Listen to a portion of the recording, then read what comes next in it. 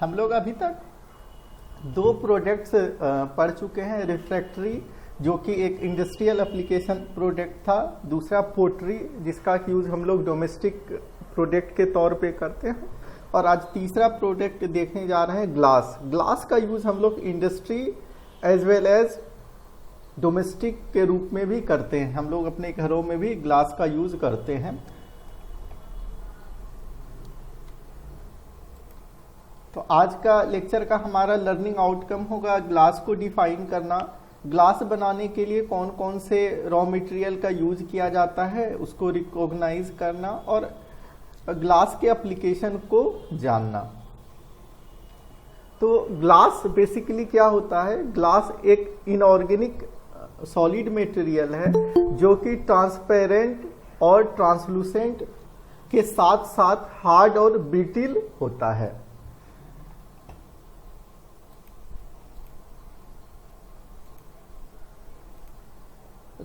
तो ग्लास एक inorganic solid material है जो कि ट्रांसपेरेंट और ट्रांसलूसेंट के साथ साथ हार्ड और ब्रिटिल होता है।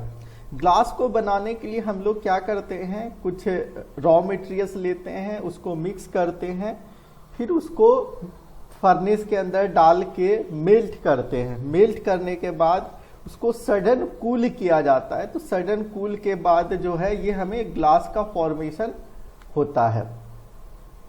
ग्लास का यूज जो है कई सारे डेकोरेटिव पर्पस के लिए काफ़ी समय से ही किया जा रहा है, और हम लोग शुरू में भी देखे थे कि ग्लासी मटेरियल का यूज जो है पुराने ज़माने में हथियार बनाने के लिए किया जाता था।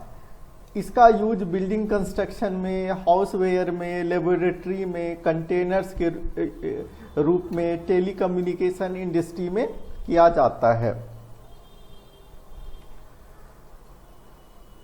इसको जो है हम लोग जो मोल्टेन इंग्रेडिएंट होते हैं उसको कूलिंग करके बनाते हैं। मोल्टेन इंग्रेडिएंट के रूप में हम सोडा, लाइम, सिलिका, सैंड और भी अदर्स मटेरियल्स का यूज करते हैं।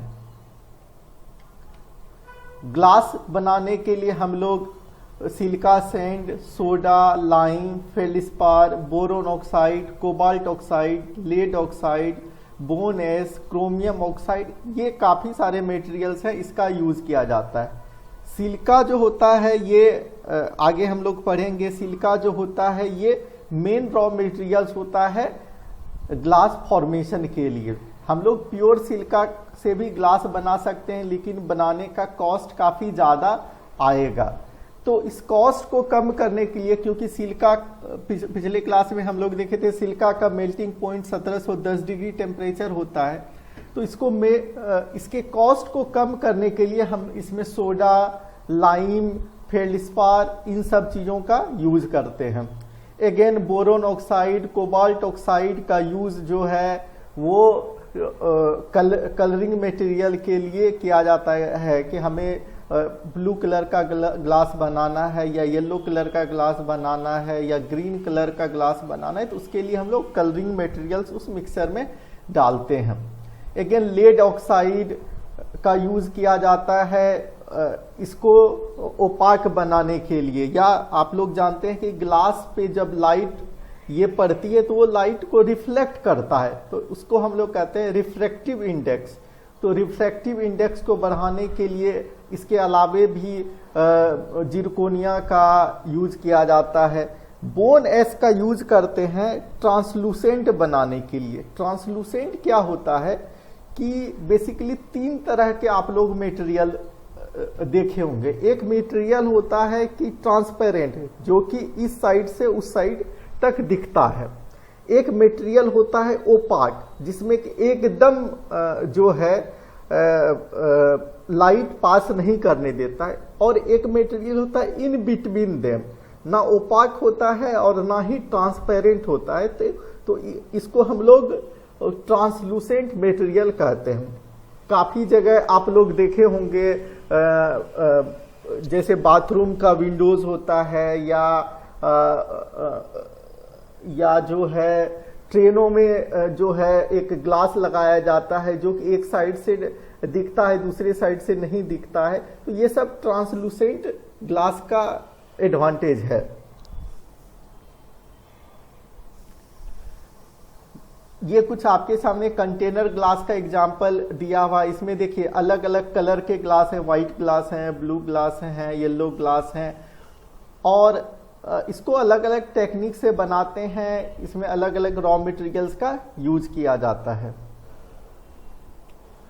ये कुछ सीट ग्लास है। इस ग्लास का यूज हम लोग विंडो ग्लास के तौर पे करते हैं, या टेबल पे रखने के लिए, या आजकल बहुत सारे बिल्डिंग्स भी ग्लास के बने हुए रहते हैं, तो इस सब ग्लास का यूज भी वॉल बनाने के लिए भी किया जाता है। ये एक वायर्ड ग्लास है। इस ग्लास में क्या बेसिकली करते हैं, दो ग्लास के लेयर के बीच में एक वायर को इंसर्ट किया जाता है, या पहले एक ग्लास का लेयर फॉर्म करते हैं, इसके बाद वायर का मेश डालते हैं, फिर इसके बाद दूसरा लेयर इस पर पुट किया जाता है। इसका एडवांटेज ये होता है कि यदि एक ग्लास टूट जाता है किसी कारणवश, तो ये वायर जो है इस पूरे ग्लास के सिस्टम को होल्ड करके रखता है। आप लोगों ने बैंक वगैरह में देखा होगा, वहां पर ये ग्लास का यूज किया जाता है, ताकि किसी कारणवश ये टूट जाए तो ये वायर मेश इस ग्लास को होल्ड करके रखता है और ये अचानक इस सेटल्ड होने नहीं देता है।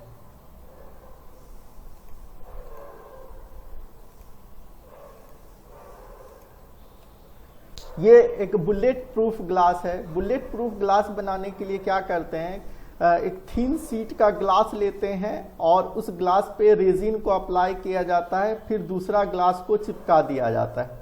तो जब इस तरीके से बहुत सारे लेयर्स के ग्लास को चिपका दिया जाता है, फिर इसको हीट किया जाता है, तो वो ग्लास के लेयर्स एक दूसरे में स्टिक हो जाते हैं, और जब बुलेट इस पर फायर किया जाता है तो सबसे धीरे धीरे धीरे उसका जो वेलोसिटी होता है या मोमेंटम होता है बुलेट का डाउन होने लगता है लेयर टू लेयर, और वो रेजिन इस ग्लास के टुकड़े को होल्ड करके रखता है। ये लेबोरेटरी वेयर ग्लासेस है। आप लोग अपने केमिकल लेबोरेटरी में इस सब ग्लास को देखते होंगे। ये बेसिकली बोरोसिलिकेट ग्लास होता है। बोरोन ऑक्साइड का ये काम होता है कि ये जो ग्लास की केमिकल प्रॉपर्टीज को इंक्रीज कर देता है। इस ग्लास में एसिड का रिएक्शन, बेसिक मटेरियल का रिएक्शन नहीं हो पाता है, तो इसको हम लोग लेबोरेटरी में यूज करते हैं। ये कुछ ऑप्टिकल ग्लास हैं। इस ऑप्टिकल ग्लास का यूज हम लोग अपने गॉगल्स बनाने के लिए या अपने लेंस में, कैमरा में करते हैं। इसको बहुत ही हाई इसका जो प्रोसेसिंग होता है वो बहुत ही प्योरीफाई टेक्निक से इसको बनाया जाता है, क्योंकि इसमें जो है थोड़े भी डिफेक्ट नहीं रहना चाहिए। जो हमारे गॉगल्स का ग्लास होता है वो डिफेक्ट फ्री ग्लास एक तरीके का होता है, या जो भी कैमरा के ग्लासेस होते हैं वो डिफेक्ट फ्री ग्लासेस होते हैं। इसलिए ये छोटे स्केल पे बनाए जाते हैं, पॉट फर्नेस का यूज किया जाता है, ताकि इसको ज़्यादा से ज़्यादा रॉ मटेरियल जो यूज किए हैं वो बहुत हाई क्वालिटी के रॉ मटेरियल होते हैं। जो मेल्ट का फॉर्मेशन होता है उसमें जो भी डिफेक्ट पैदा करने वाले कारक होते हैं उसको कम किया जाता है।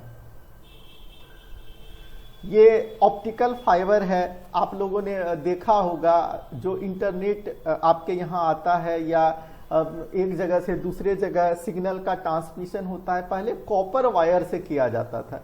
तो कॉपर वायर में क्या होता था, काफी सारे सिग्नल्स का लॉस होता था, इसीलिए इसका यूज हम लोग कॉपर वायर से काफी दूर तक सिग्नल्स को भेज नहीं सकते थे। इसका रिप्लेसमेंट हम लोग ऑप्टिकल फाइबर के तौर पर करते हैं। तो इसमें क्या होता है, बेसिकली जो सिग्नल्स का लॉस होता है वो काफी कम हो जाता है, बहुत ही कम हो जाता है। इसी के उपयोग से हम लोग आज के डेट में इंटरनेट की स्पीड काफ़ी अच्छा, या जो हमारे यहाँ पे डिश का केबल आता है उसमें भी ऑप्टिकल फाइबर का यूज किया जाता है, तो उसी के द्वारा हम लोग सिग्नल को एक जगह से कई 100 किलोमीटर तक इस ऑप्टिकल फाइबर का यूज करके सिग्नल को एक जगह से दूसरे जगह बिना किसी लॉस के या मिनिमम लॉस के साथ यूज करते हैं। ये कुछ एग्जाम्पल थे आपके सामने ग्लास के, और हमने देखा क्या ग्लास किन किन मटेरियल से बना होता है, ग्लास के डेफिनेशंस क्या होते हैं। थैंक यू आज के क्लास के लिए।